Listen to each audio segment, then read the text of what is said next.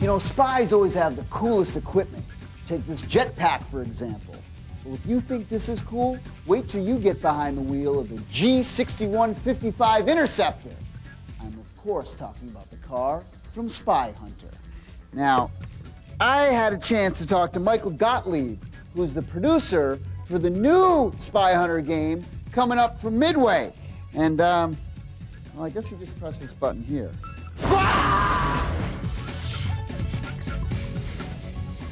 So, Michael, tell me about Spy Hunter. What platforms is this game coming out for? Spy Hunter is coming this fall, shipping for PlayStation 2. It's going to be huge. So tell me about some of the weapons that this Interceptor car has. It's got 9mm machine guns, 15mm machine guns, unguided missiles, guided missiles, swarm missiles, EMP. It's got a flamethrower. What about the helicopters? Those are always the worst.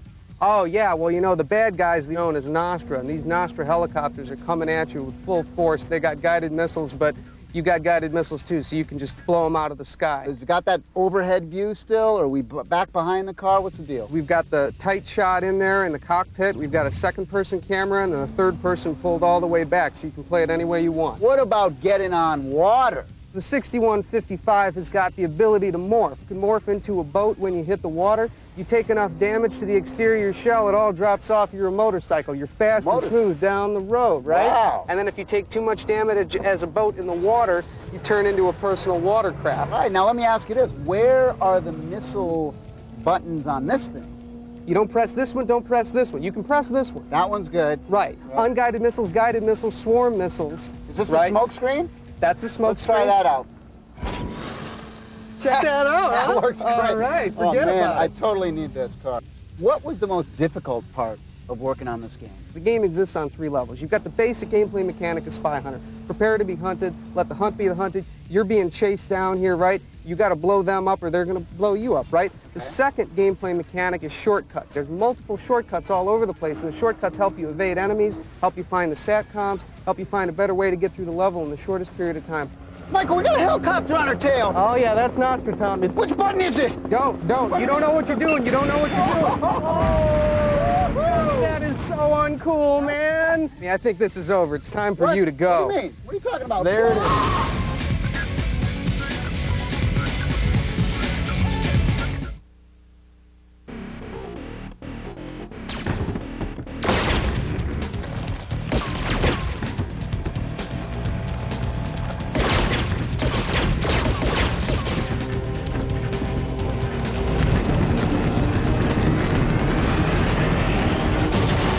Don't make your TV struggle to bring you all the latest video game info. Visit the Electric Playground website at www.electplay.com.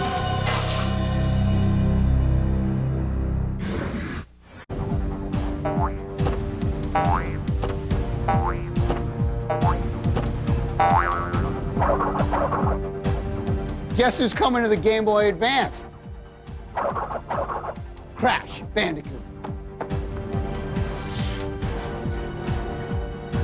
Hey, we're here at Universal Studios Hollywood. I'm with Sean Krankel, and he's the producer for the brand new Crash Bandicoot game for the Game Boy Advance. What can we expect from the Game Boy Advance hardware version of Crash Bandicoot? Well, the one thing a lot of people are trying to do is take a lot of the more old school titles from the SNES and bring them over to GBA. And the quality of those games, although they play great, visually just looks more like back in the early 90s era. What we wanted to do with Crash was really bring it up into the new era of the GBA stuff and make it stand out. We have every type of gameplay that was in the original Crashes. So fully 3D levels, fully 3D roaming, flying levels, as well as what you'd traditionally expect from Crash. Now, this is developed by the guys at Vicarious Visions. Yes. And those guys made the Tony Hawk game for the Game Boy Advance. They know their way around 3D polygons on this hardware. We really wanted to go with somebody who understands how to push the hardware, somebody who understands how to take everything to the next level. And after we saw Tony Hawk, you know, obviously it blew everyone away. The other thing was when they had come to us, they said, we want to take Crash where Crash should be. Not just the 2D side-scroller, but all the things that people have expected from the Crash franchise for years. They're technically amazing. We do have some fully polygonal models in the game, so what you're seeing in the game actually is 3D 90% of the time. All the stuff in the side-scrolling stuff is actually rendered out, so a lot of it looks very similar to what you would see in Donkey Kong Country. Now, I saw a level in the game, you showed me an early rev of it, where Crash is running down the corridor and he's being chased by this giant polar bear. Right. The Game Boy Advance is supposed to be 2D hardware. How are you able to do something like that in this game? They can pull off quite a few tricks. I know they'd probably be a little upset if I gave away all their secrets, right. But it's a mixture of, there's polygons, there's FMV, there's sprites, and all together, they've done a great job of blending it all to be very seamless and feel like it's a fully 3D environment. Listen, I can't wait to see Crash Bandicoot on Game Boy Advance. It sounds like a match made in heaven, man. It's going to be great. Thanks, Sean. Reviews on the Run are coming up next.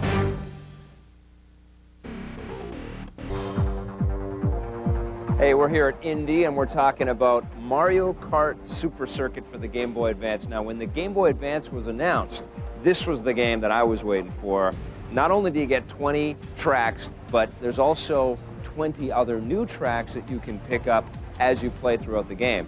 And the tracks that you're picking up are actually the old SNES classics. The best reason to pick this thing up is being able to hook up and play with up to 3 of your friends. So 4 people at the same time can play Mario Kart on their own screen. All of the weapons and animations that the characters have has been amped up quite a bit from the old 16-bit days. And there's also a lot of 3D elements all the way throughout the game. Now, the thing to consider, though, is that it's still a 2D game, just like the old 16-bit Super Mario Kart. So it isn't as slick and snazzy looking as Mario Kart was on the N64. But for me, this is a fabulous cartridge. I'm giving it a 10 out of 10. And so far, it is the best reason to pick up one of these things.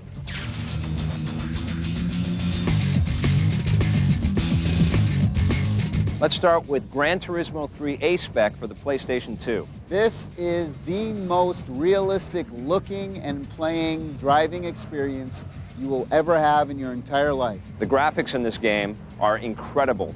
The cleanest and coolest looking vehicles we've ever seen in any racing game, period. I mean, the replay mode actually looks like you're watching television. Oh, it's it's that insane. good. It's obvious that the developers of this game are zealots for accuracy and wanted to be as realistic as they possibly could. The more that you win, the more money you make, and then there's extra special rewards, like you get new cars that you can choose to upgrade or sell for more money. You have to pick up licenses before you can get into certain sections in the game. When you buy your car initially, you can actually upgrade it with the actual equipment, Yeah. the actual shocks. I think the coolest single feature of this game is that it utilizes the iLink, which is the firewire connection between the PlayStation 2s, and you can actually link up 6 different PlayStation 2s and essentially have the arcade experience of playing one of those big arcade racers like Daytona at home. I'm giving it a 10 out of 10. I give it a 9.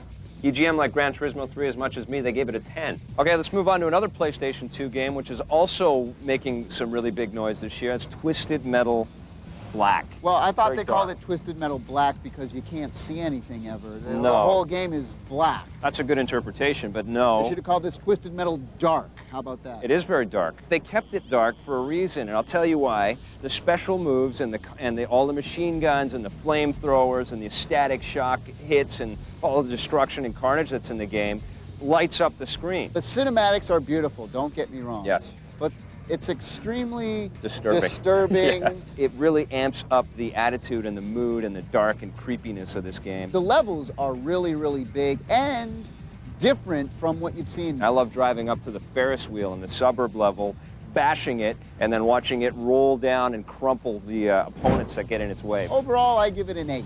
9.5 out of 10. It's fabulous in multiplayer as well. EGM gave Twisted Metal Black an 8.5. All right, now let's talk about one of the bigger games for the Dreamcast this year. It's Crazy Taxi 2. Now, this is a fun game. It's simple, the graphics are there, it's funny. The gameplay is manic. You go and you race and you pick up somebody, they give you a fare to take you to a location. The quicker you get them there, the more money you make. Crazy Taxi 2 blows Crazy Taxi away. I don't know. For the one fact that you can jump. You've got I mean, a little how cool is that? You can crazy actually hop have a motion in there. jump button in Crazy Taxi. I liked Crazy Taxi 2 very much, but I loved Crazy Taxi 1, and I played that to death. So when I got Crazy Taxi 2, although it was an improvement, the fact that there wasn't a whole bunch of new additions to this new game kind of made me feel a little bit ripped Well, off. I Plus, thought I wasn't there a surprise. Tons of new areas, though. Well, you're this not one takes- talking about. You got not only the new areas, New York City and all that. Yeah, but you take- I'm talking about pyramid mode, which is really fun, which gives you all these like little submissions. You get that one challenge level where the 4 Afro bros Yeah. all get in your car. Yeah, you look great with one of those, man. It looks awesome. I really wasn't as impressed with this game as I was with the first one last year. 7.5. Okay, 8. EGM gave it an 8.5.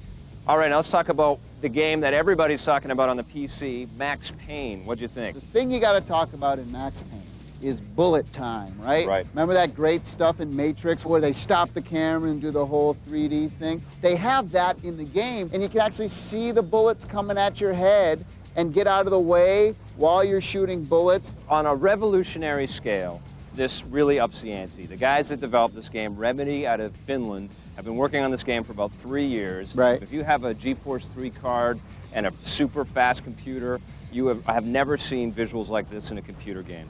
And they obviously drew upon influences from John Woo and The Matrix, and they wanted to add all these really cool sort of cinematic effects to all the action. All that stuff works perfectly. It works really, really well. And the textures and the animations and the facial expressions, beautiful. I mean, this is a fabulous looking game. The detail is amazing. You can go up to water coolers and the water will come out. I'm going to give it an 8.5 out of 10. It's the best game of this year, hands down, on the PC. I give it a 9.5. CGW gave Max Payne a 4.5 out of 5 in their magazine, which translates to a 9 on our scale. I'd like to see something with Deus Ex sort of interactivity and polish and story development with Max Payne visuals. Is that too much to ask? Yes. Okay. Here's a recap on our reviews, including scores from Electronic Gaming Monthly and Computer Gaming World. If you'd like us to review a specific game, visit our website at www.electplay.com. Hey, if you like what you saw on today's show, wait till you see what we have in store for you next time. What do we have in store for you next time? Well, they have to wait. Oh, see, I put you on the spot, didn't I? You didn't know what's coming up next. Well, we're still working on it.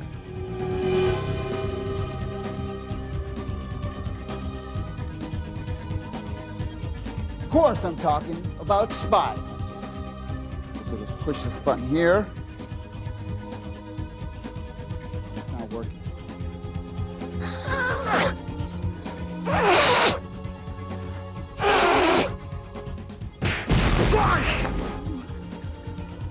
Mommy.